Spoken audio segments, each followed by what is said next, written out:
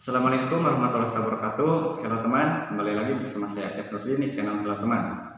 Pada video kali ini saya akan membahas materi mengenai sejarah Indonesia.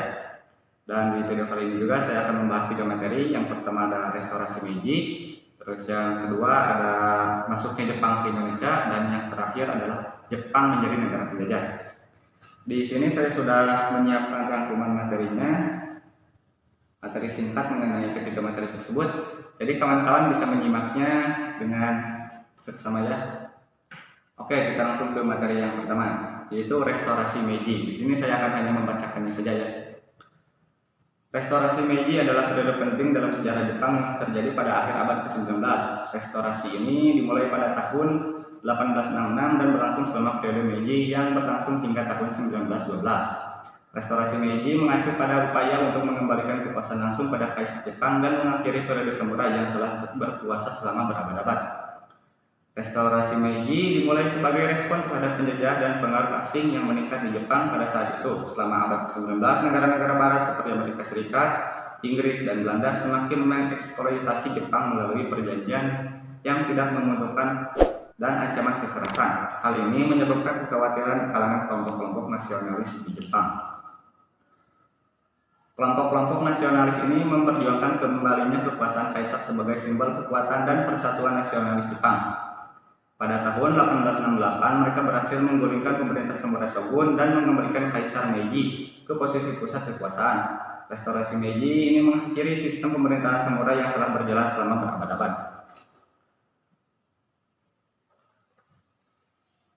Setelah restorasi Meiji, Jepang mengadopsi serangkaian reformasi politik, sosial, ekonomi, dan yang sangat signifikan. Tujuan utama dari restorasi ini adalah untuk memodernisasi perkuatan negara Jepang agar dapat bersaing dan dengan pembaruan sistem pendidikan, pembentukan militer modern, reformasi hukum, dan modernisasi sektor ekonomi.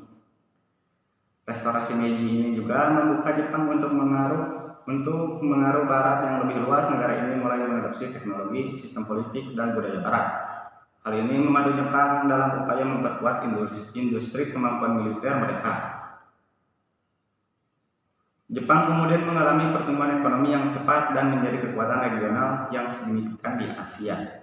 Restorasi Meiji ini, perubahan yang terjadi selama periode Meiji memiliki dampak yang luas terhadap Jepang di dunia. Jepang berubah dari negara yang terisolasi menjadi negara modern yang aktif secara politik dan ekonomi, dan menyebabkan perluasan wilayah di Jepang Asia Timur. Mungkin dicukupkan sekian yang untuk materi yang pertama. Jadi dapat disimpulkan bahwa restorasi Meiji itu adalah periode penting dalam sejarah Jepang, yaitu pembaharuan yang dilakukan oleh Jepang dalam sektor tadi ada industri, ekonomi, militer, dan lain-lain. Lanjut kita ke materi yang kedua, yaitu masuknya Jepang ke Indonesia.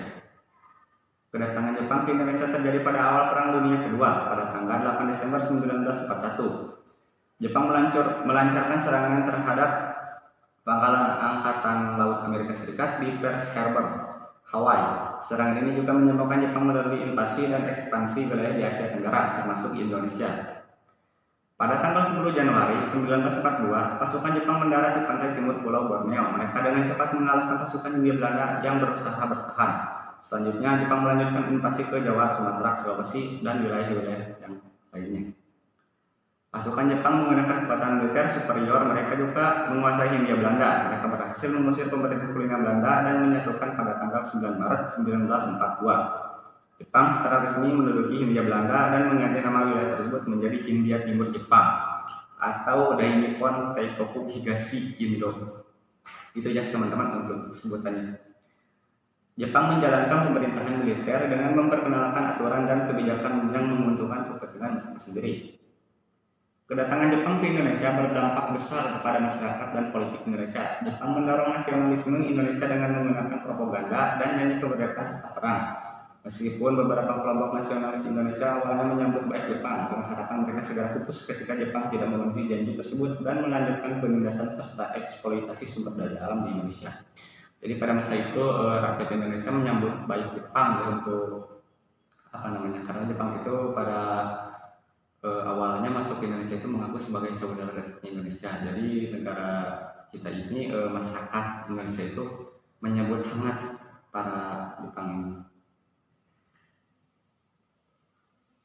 Namun kedatangan Jepang juga memberikan momentum bagi perjuangan kemerdekaan Indonesia. Banyak tokoh nasionalis seperti Soekarno, Muhammad Hatta, dan para pemuda Indonesia menggunakan kesempatan ini untuk mengorganisir gerakan kemerdekaan dan mempersiapkan diri untuk merebut kemerdekaan ketika Jepang akhirnya kalah dalam perang. Oke, langsung ke materi yang ketiga, yaitu Jepang menjadi negara penjajah. Jepang menjadi penjajah Indonesia selama periode Perang Dunia Kedua, lebih tepatnya dari tahun 1942 hingga 1945. Kurang lebih Jepang itu menjajah kita ini 3,5 tahun ya. Pada saat itu Jepang telah menjadi salah satu kekuatan militer yang kuat di Asia dan berusaha memperluas pengaruhnya di kawasan tersebut. Pada tanggal 1 Maret 1942, Jepang secara resmi menduduki Hindia Belanda yang sekarang Indonesia. Setelah berhasil mengalahkan pasukan Belanda dalam Perang Pasifik, Jepang melihat Hindia Belanda sebagai sumber daya strategis yang penting, terutama dalam hal bahan mentah dan posisinya yang strategis di Asia Tenggara. Ketika Jepang mengambil alih pemerintahan, mereka menerapkan kebijakan militerisasi dan eksploitasi sumber daya alam Hindia Belanda. Mereka memaksa penduduk setempat untuk bekerja sebagai buruh pramuka dalam proyek infrastruktur dan ekonomi yang dijalankan oleh Jepang. Penduduk Indonesia juga menghadapi penindasan dan pelanggaran hak asasi yang berat selama masa penjajahan Jepang. Meskipun pada awalnya Jepang mencoba menggunakan propaganda untuk memperoleh dukungan dari masyarakat Indonesia, harapan dan kemerdekaan yang dijanjikan tidak terpenuhi.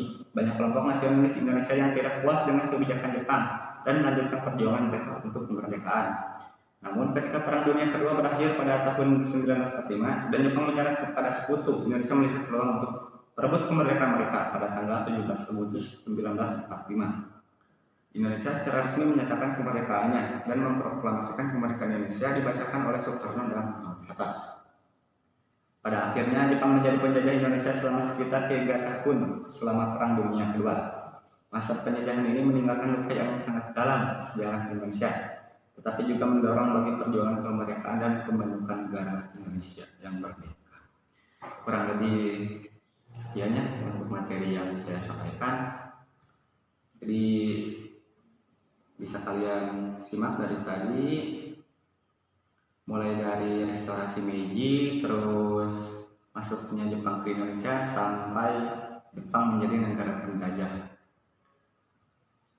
Mungkin hanya sekian yang dapat saya sampaikan, kurang lebihnya mohon maaf. Assalamualaikum warahmatullahi wabarakatuh.